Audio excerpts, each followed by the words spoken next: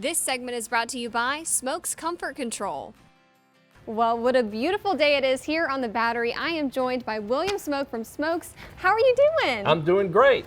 I want you to tell me a little bit about you guys and how long you've been in the Low Country and what you do. Thank you very much. We have been around since 1972. My father, Jack Smoke, started the company then. We have been servicing the Low Country for over 50 years. We are a family-owned and operated company. I am second generation, and I'm proud to say we have the third generation. My two sons, Tyler and Taylor, have joined me in the business. So you guys are from the Low Country. You really care about this community. We sure do. We go to school, went to school here, go to church here, we live here, we buy groceries. We're part of it. Today we're going to be talking about how to prepare your HVAC system for the summertime. What are some of the tips that you have? Well, the first one is the easiest, and that is air filters. Need to replace or at least check them once a month. And a good rule of thumb is do it the first Friday of the month or the first Saturday of the month and be consistent with it.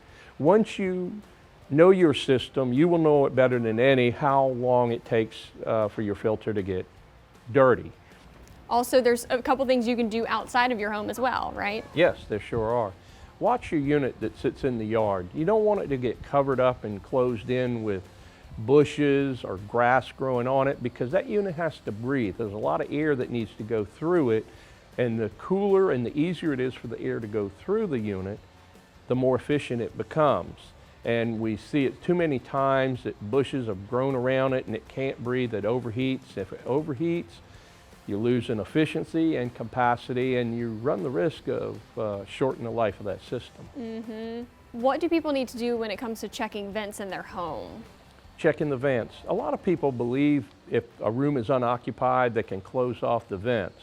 Well, I believe most people do that trying to save a little bit on the utility, but the house or the home or the business was designed with all the vents open to be run at the same time.